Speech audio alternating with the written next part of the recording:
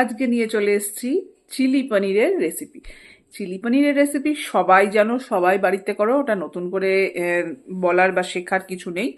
কিন্তু আমি কিভাবে করেছি সেটা তোমাদের সাথে শেয়ার করলাম, সেটা তোমরা দেখো কেমন লাগলো, দেখে কমেন্টসের মাধ্যমে জানিও। কিন্তু দেখে নাও রেসিপিটা। বানাবো হচ্ছে চিলি পনির। তো তার জন্য পনিরগুলো আগে সুন্দর করে এরম এরম পিস করে আমি কেটে নিচ্ছি। একটু লম্বা পিসই রাখছি আজকে।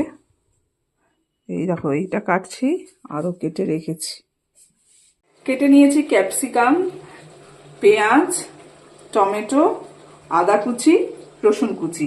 কাঁচা লঙ্কাটা কাটবো, ওটা বটিতে কাটিনি কারণ আমার হাত জ্বালা করে, তাই কাঁচি দিয়ে কাটবো। আর এদিকে পনিরটাকে আমি একটু উষ্ণ নুন জলে ভিজিয়ে রেখে দিয়েছি, যাতে পনিরের মধ্যে মশলাটা ঢোকে। তেল গরম হয়ে গেছে, প্রথমে আমি তেলের মধ্যে দিয়ে দেবো হচ্ছে পেঁয়াজ।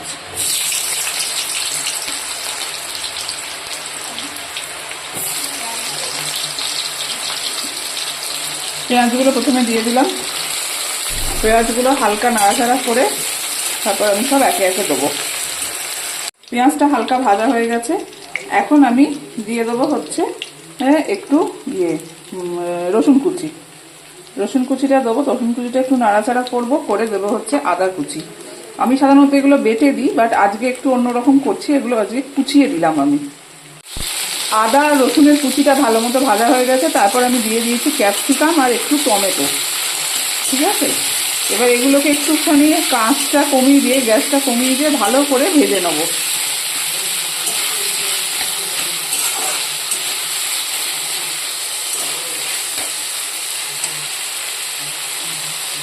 এই টাইমে অল্প একটু নুন দিয়ে দিই, যেহেতু আমি দেবো সস দেবো, নুনটা আমাকে বুঝে দিতে হবে। আর এছাড়া আমি ইয়েতেও নুন দিয়েছিলাম, পনির যেটা ভিজিয়েছি ওই জলটাতেও নুন দিয়েছি, সুতরাং নুনটা কিন্তু খুব বুঝে সাবধানে দিতে হবে, কারণ সোয়া সসের কিন্তু নুন থাকে।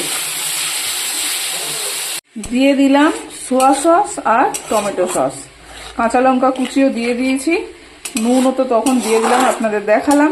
এবার এটাকে একটু ভালো করে নাড়াচাড়া করে পনিরগুলো দিয়ে দেবো।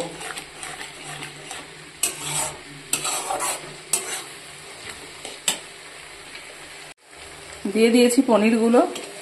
যেহেতু পনিরগুলো ভেজানো ছিল, পনিরগুলো একটু নরম হয়ে গেছে। এবার খুব সাবধানে এটাকে একটুখানি নেড়ে নিতে হবে, খুব আস্তে আস্তে, যাতে পনিরগুলো ভেঙে না যায়। রেডি হয়ে গেছে আমার চিলি পনির। দেখো তো কেমন হয়েছে, কমেন্টসে তোমরা জানিও কেমন হলো, কেমন লাগলো। চিলি পনির রান্না করলাম, একদম কম টাইমের মধ্যে হয়ে গেল। তোমরা কিন্তু জানিও যে চিলি পনিরটা আমার কেমন হয়েছে। টাটা।